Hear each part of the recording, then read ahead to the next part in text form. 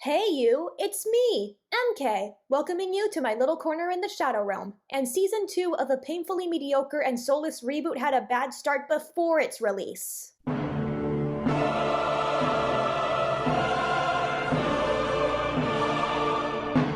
Why does a 9-year-old have an adult woman's physique, complete with boobs? I swear, the shameless child sexualization gave me even more of a reason not to watch this on Hulu. They're not getting a single cent out of me anymore. Not to mention, the trailer was so off. What is this animation? It looks really choppy compared to the fluid enough first season. And why do a lot of lines sound phone in, especially from Scratch and Sniff? You have been shopping with my phone again. Who bought the industrial meat grinder?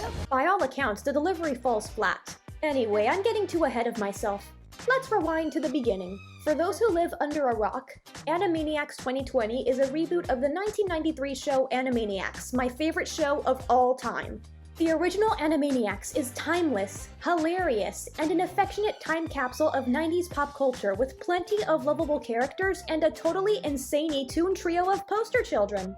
The reboot, on the other hand, missed the mark badly. It had so much potential, but a huge portion of it was wasted. I reviewed the first season last year. Remember, I couldn't even move my mouth back then, and was disappointed to discover only 30% of it was actually good, while the rest of it consisted of missed opportunities for satisfying payoffs to whatever the plot buildup and absolutely abysmal content. What do I mean by absolutely abysmal content? We've got graphic gross out, outdated political commentary that isn't evenly balanced to poke fun at both sides, and ruined characters. Trust me, it only ages worse with each passing day to the point where my initial review is officially outdated. Upon a little more reflection with what the hell happened, I take back what I said about the Warners' essences being intact.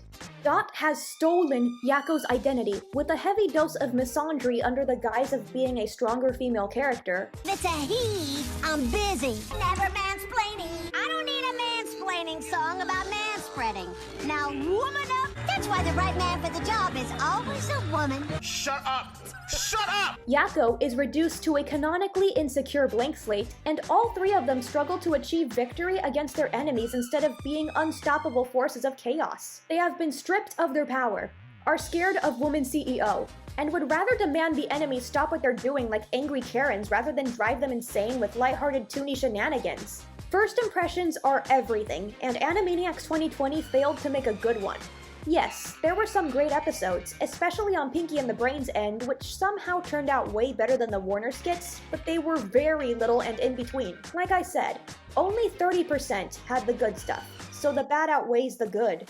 It gets worse when I discover, aside from Steven Spielberg, the producers didn't even like the original show. And I don't want to get into specifics, but the stuff that we've heard from behind the scenes for what's been said by people, the executives kind of behind the show, not Spielberg, not Steven Spielberg, but for other ones that basically we've been told that they were not fans of the original series, and that one of them, in fact, would outwardly mock and make fun of the original characters and how lame they were and how, things like that. That made all the bad stuff come off as really sinister and lowered my rating from 5 out of 10 to 3 out of 10. So now Season 2 is here, and I really did not want to stick around anymore. The only reason I'm here is because I have a job to finish on this channel. So from this point on, I have no script. Everything you're about to hear are my raw thoughts on the reboot second season, because if the head honchos don't care, then why should I? Let's see how far I can go. Does Season 2 actually make improvements and maximize its potential, or is it so bad I won't be able to make it past the halfway point? I really hope this will be a redemption round, but deep down, it feels too good to be true. Okay, Episode 1, Part 1. Rome, Sweet Rome. At this point, honestly, I feel numb already. I mean, well, where do I even begin? There's this one troll guy who appears like 3 times in the episode, and the Warners don't even deal with him until the end, and even then they kind of reuse the tiger laser point gag instead of actually having one of them slam their mallet on his head or drop an anvil. Like, I know the whole time I was saying, Yakko, wacko, dot, do something about this guy, but I guess I should be more specific about what I wish for. Oh, and Nero also totally rips off the original show by singing I am a very model of a cartoon individual, which, yeah, it isn't specific to the original show, but later on, Wacko says, I think our original version was better, and I completely agree, but it doesn't justify it. I mean, that whole thing was practically pointless. They could have just used a different song or, no song at all. Also, the Warners, once again, are... I do have a couple positives, though. I mean, for one, the Nero hand joke was actually a lot funnier than the Marie Antoinette one, but to be fair, that one... Ew! The cease and desist bit from Yakko was not that bad either. In retrospect, both jokes did not make me laugh, but they did make me smile, so... Keep your fetish away from me! On to the Pinky and the Brain segment. I did not care enough to look at the title, but, well, that's on me. This is a personal thing, but I can't watch Pinky and the Brain the same way I watch The Warners. I can watch The Warners all day as long as they're written correctly. I could watch them back to back for like, I don't know, 12 hours maybe, tops. But with Pinky and the Brain, I'd watch them sparingly. Like maybe 1 or 2 episodes a day and then space it out between the week or whenever I feel like it. In hindsight, that was one of the things that made the variety schedule work way better. For skits that I can't watch as often as The Warners, I think it works really well as a good balance. So that way I never get fatigued the way I do with Pinky and the Brain in the reboot. So basically, these viewing experiences make it a little less enjoyable, and it also makes me more salty when I realize that the Pinky and the Brain stuff will still be consistently good while the Warners constantly get screwed over. So...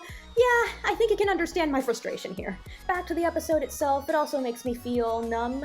With Pinky and the Brain, I don't feel like there's a lot that I like to comment on. The idea is interesting, but at the same time, the gags for me don't really do that much. The only stuff that kind of works is when Brain starts acting like Pinky a little bit, and Pinky somewhat starts acting like Brain, except it's mostly 75% Pinky between the two of them and 25% Brain. I would have loved to see a lot more of the Brain side to Pinky, instead of it being constantly Pinky taking over Brain.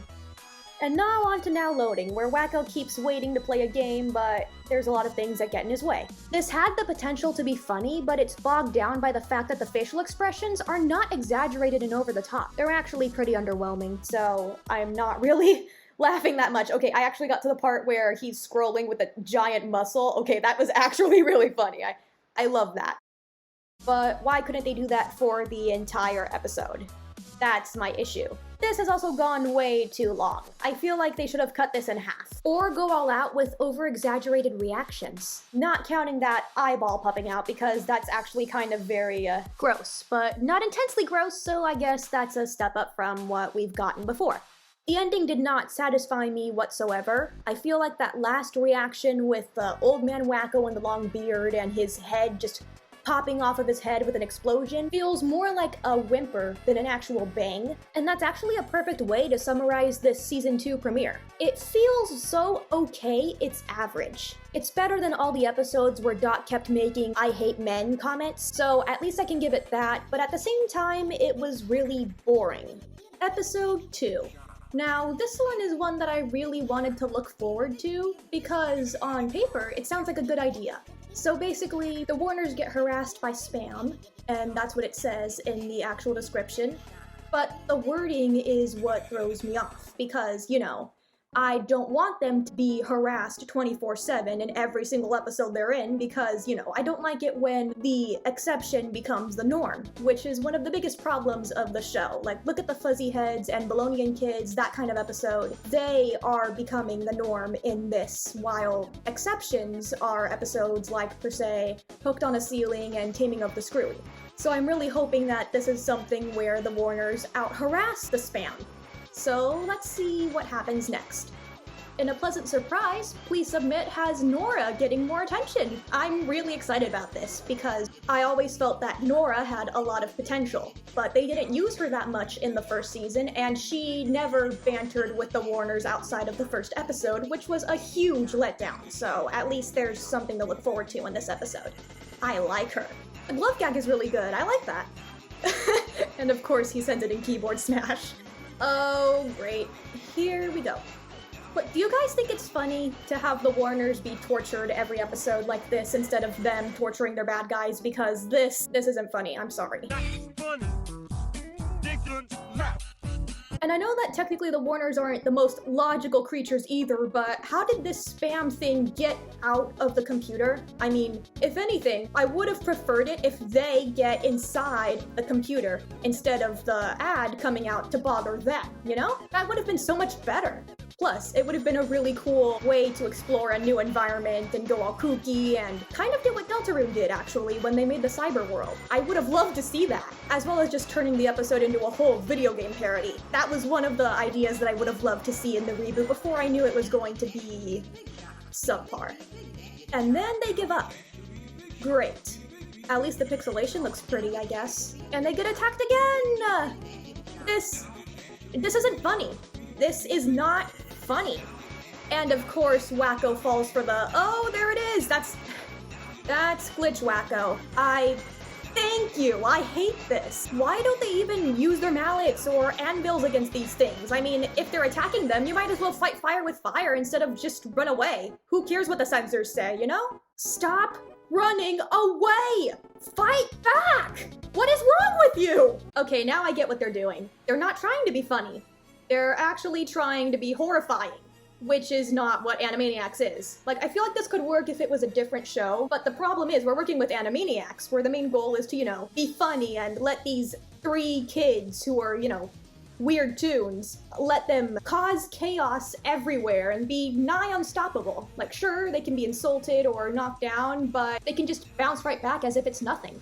Here, we're watching them get buried alive, and we're watching them be possessed by, Honestly, as far as this episode goes, Deltarune did better. Like, instead of them being chased by these spam bug thingies, or, you know, they're kind of like viruses, but they chase them around and they spout mindless information, what if it was actually a person, like Spamton? Yeah, what if they went against a spam salesman?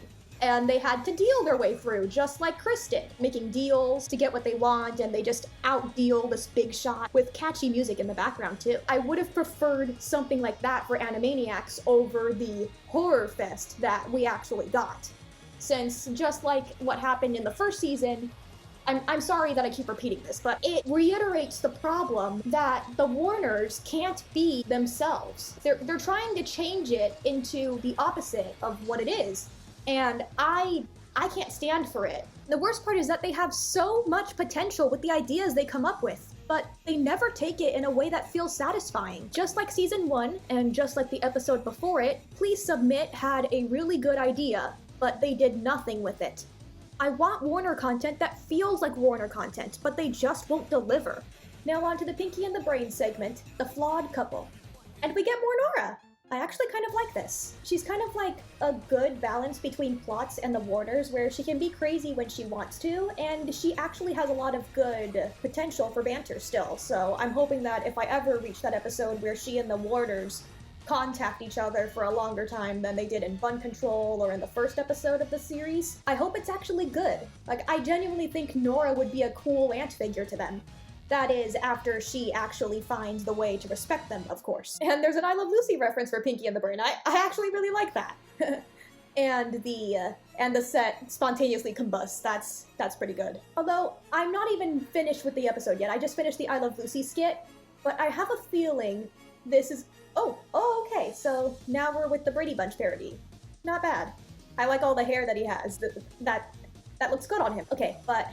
anyways, I have a feeling this is going to be something of a rehash of the Yes, Always episode, which parodies Orson Welles, and Brain just cannot get along with his executive guys, which also happened, I think, in the original, not original, but like the full show spin-off that Pinky and the Brain got. I think there was an episode where he and the executives just did not get along well, and it was a whole self-aware satire of how the executives were trying to turn Pinky and the Brain into something that it wasn't, because, you know, they thought that they needed even more publicity and had no integrity, which, in hindsight, I feel like that's what's happening with the Animaniacs reboot, except nothing. That's exactly what's going on here. Now we've reached the Cheers parody, and okay, now it's overstaying its welcome. I'm starting to wonder, why aren't they doing this with the Warners? Like, this wasn't a Pinky and the Brain thing, or at least if it was very minimal, and the huge thing was that the Warners did all of the parodies while everybody else from all the other skits were more or less supporting characters for them. So why are they giving all of this to Pinky and the Brain?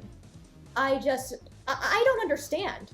Nice fart strangle brain. And I feel like we have a genie moment now. We've reached Fresh Prince of Bel-Air, and this is just like when Pinky was the genie last season.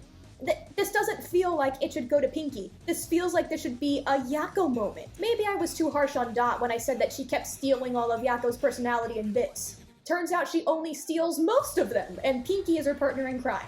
Pinky putting on 2 pairs of shades is funny too, I'll admit. Brain looks like he's in pain here, and I feel it. It took me 5 minutes to realize that's Egwin, and him being carried away by an eagle is also funny. But no matter how many times I say this is actually funny, unless you actually hear me laughing in this audio that I'm recording right now, I'm only managing a smile, or a slight chuckle like, so really, it's not that much. Okay, on the bright side, even though I'm trying hard to like this episode and I can't really enjoy even the good parts because, you know, I feel like the Warners are being unfairly robbed by Pinky and the Brain, I really like what they're doing with Nora. Like, I genuinely like this. I want to see more of her, even if my opinion of the show is not that high. Although I wish that the clone twist at the end was set up better. Ooh, the safety video! We have some good potential! Please use it, I'm begging you! And already it's falling flat. This is taking too long, and not a lot of action is going on because, well, actually I'm not going to blame the writers for this. I'm going to blame the animation. Like, it's not as smooth as it was last season, so you can notice that it's stiffer. So I understand them not wanting to do a lot of action, which unfortunately hurts the episode even more. They have the right mentality, but this could have been much better if they found a way to let the Warners take action and show them move dynamically in order to get what they wanted finished, instead of just standing there and pulling something out and then just letting nature take its course. That's actually a minor thing that I wanted to complain about in the first episode too, of season 2, where they're in the Coliseum. Like, they don't actually move that much, even though they resort to gags. Like, they mainly just stand there, use an object, and just let whatever happens happens, instead of them, you know, moving around, jumping around like crazy, that kind of thing. Overall, episode 2 is more or less of the same as well, just like episode 1 of season 2, and I am scared. Is this really as good as it gets? Oh, also, the line from Dot saying what they were going to do in the next episode with the taking care of your grandma, but you're in the pet store or something, and there are tons of rattlesnakes, but you can't tell which snakes are about to attack because they have maracas too. That line would have been so much better if it came from Yakko. Just let Yakko and Dot be themselves. Like, Dot pretending to be another guy character does not make her any stronger than she was in the original, where she was already a strong character on her own. So, yeah, I already went into that, so rant over. Well, you know what they say. 1, 2, 3 strikes, you're out. And episode 3 has a chance to be a sort of redemption round for this redemption round that's not turning out as good as I hoped. Okay, so we have the first opening shot where Dot is rolling on her brothers. I wish that shot lasted longer because it looked really good. I loved it. And then they see a $5 bill on the ground. Of course, Yakko wants to see the movies. And then Wakko wants to fill up his pants, and he's imagining himself wearing Yakko's pants? Weird. But you know what's even weirder? Dot manages to make a remark about how bad the $5 bill is without bringing misandrist views into it. Now that's character development. I am proud of her. Okay, so we reached the auction, and I wish that this version of Yakko could be as fast-talking as the guy who's in charge. I mean, seriously, that is amazing. Ugh! Never do that again! He's Mary Poppins, y'all! Oh, dang! This is a new animation style! And it actually looks good. Also, Yakko is finally getting a chance to sing. Suck it, Dot! Oh, what's this? A really good song? Yes, thank goodness.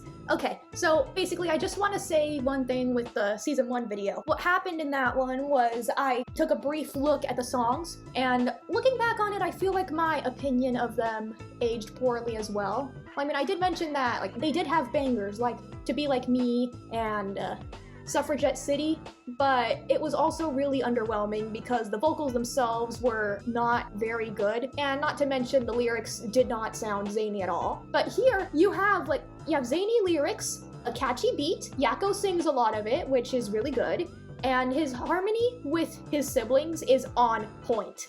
Why couldn't they have done this in the first season? Like, I'm glad that we're getting it now. Well, kind of, sort of glad. I'm a bit conflicted on whether I should be happy that we're getting this now or angry that this was not presented in the first season because, you know, it's okay to have standards and we shouldn't sacrifice them if it means that all we're gonna get is mediocre content that we have to sit through for a year or two in order to get actual good entertainment. But that mini rant aside, this is a really good song.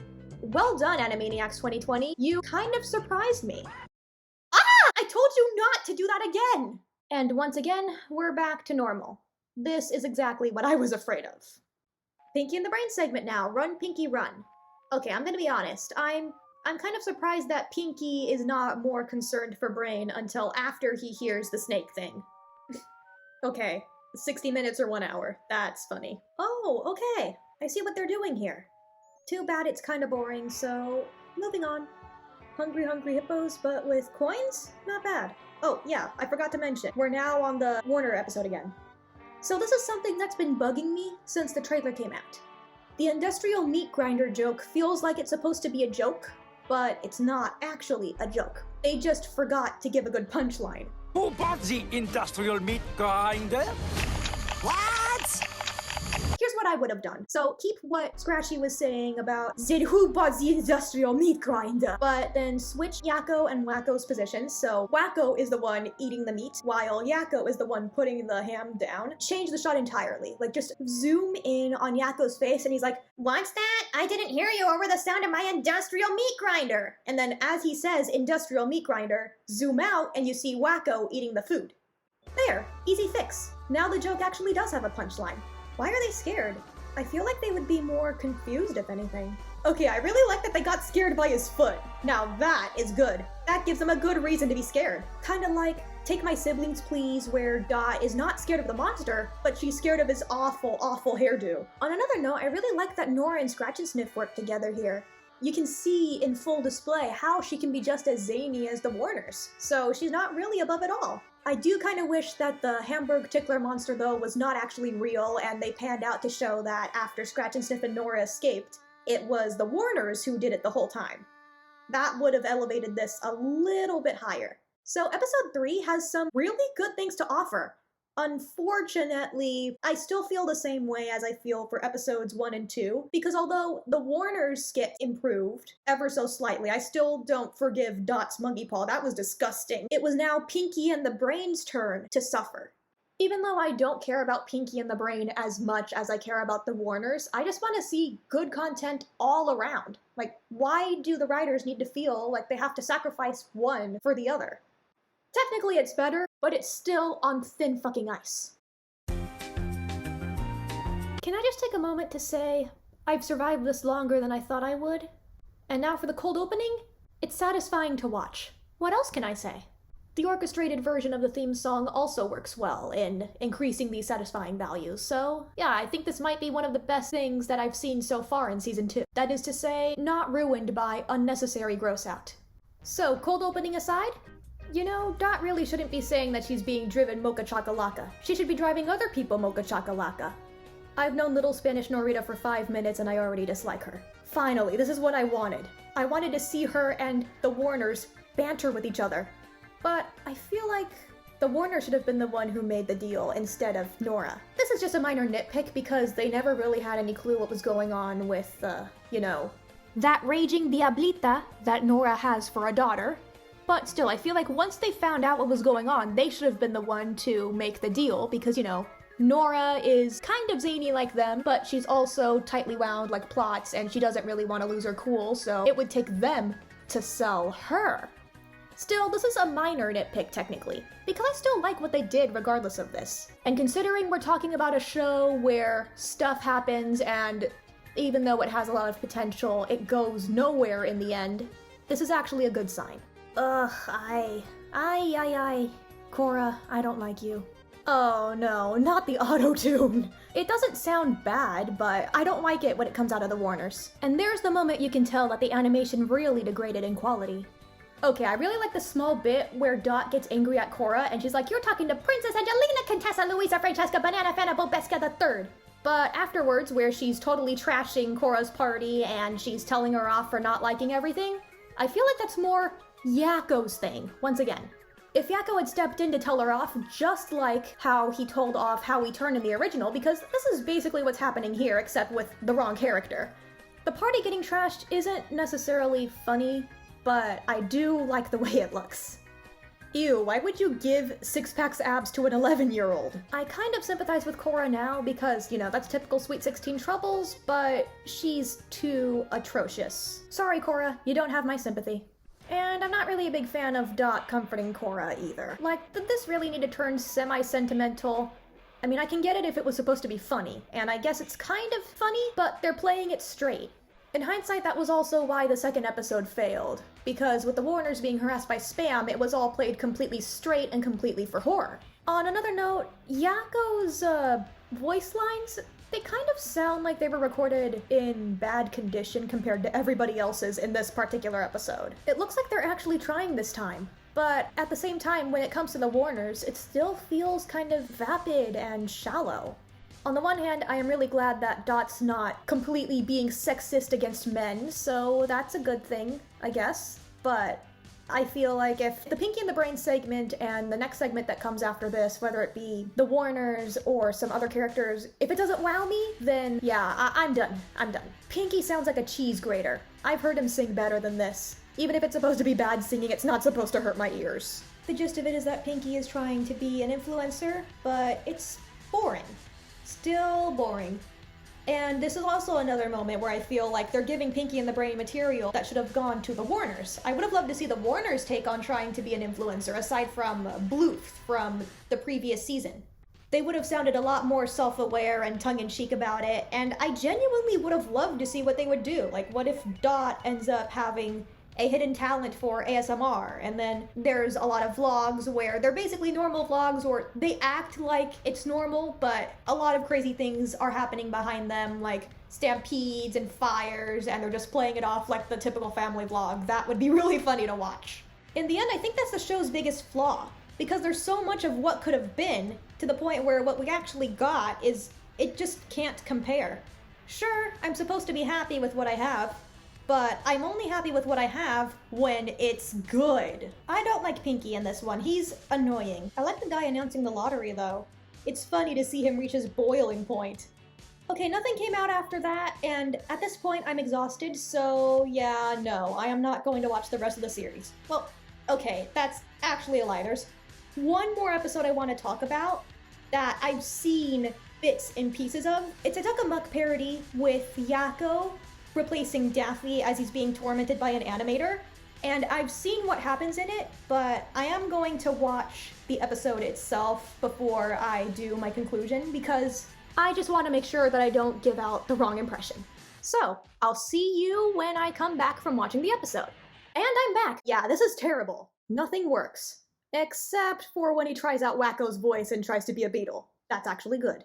And when the animator goes off to torment Scratch and Sniff and Nora. But aside from those few moments of gold, this is a big turd that completely misses the mark. Yakko Amako is everything that's wrong with Animaniacs 2020.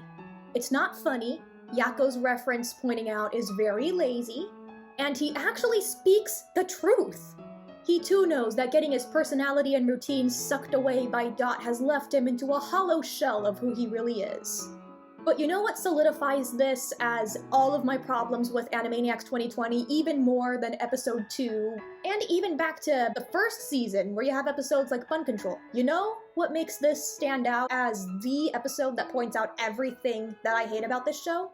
It panders to the wrong crowd. People like me who were fans of the original Animaniacs. People who loved the show so much. Like, Animaniacs did a lot for me. It was the show that made me want to get into drawing and art. It was the show where as soon as I drew Yakko's face for the first time, I realized, hey, I'm actually a really good artist. I could make a hobby and career out of this. If it wasn't for Animaniacs, I wouldn't have wanted to go into the animation industry.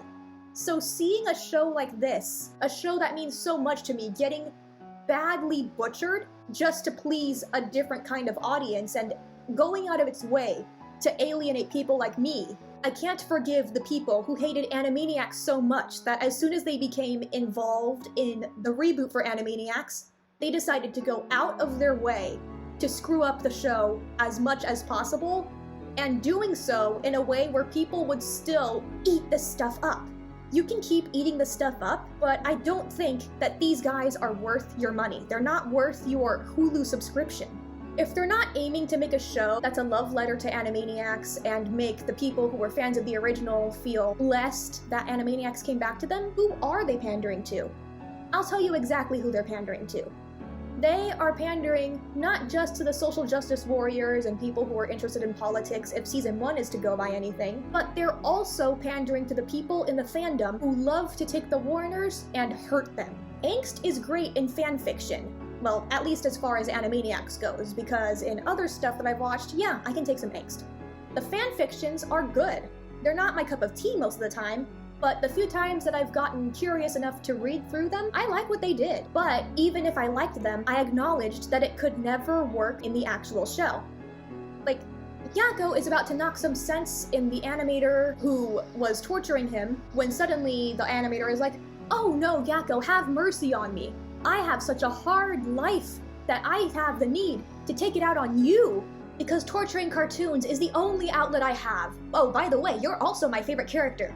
That right there told me everything I needed to know. They're trying to appeal to fans like the animator, but they're sucking out all of the comedy and all of the life out of what made Animaniacs so beautiful and timeless and great. If you see the show as something great, then more power to you. Don't let what I say influence you to feel bad about your opinion, because as much as I hate Animaniacs 2020, that doesn't mean you have to. All I'm saying is that you don't need to feel bad for having standards either. So many people are like, "Oh, the show is only on its first season. Who cares if it's mediocre, because it's only gonna get better down the line." That's not always the case. This isn't the case. For every one step they take in the right direction, they take 3 steps backward. And as long as the money keeps rolling in, they're never going to put in the effort to go past the bare minimum. The more people say that, the more they're allowing the entertainment industry to give us subpar content and not put in the effort to tell a good story. The more we just give up on our standards, the more stuff like Animaniacs 2020 happens. You can call Animaniacs 2020 whatever you want, but to me, all I see is a candy-coated heart of darkness that even though it tries to get better, or at least it gives off the illusion that it's trying to get better, the core is fundamentally broken. They took my love and they filled it up. They filled it up with Novocaine, and now I'm just numb. I don't feel a thing for this anymore. It's still a 3 out of 10 because I can still acknowledge that it does some good things every now and then. But the biggest issue is that it just isn't enough. It will never be enough.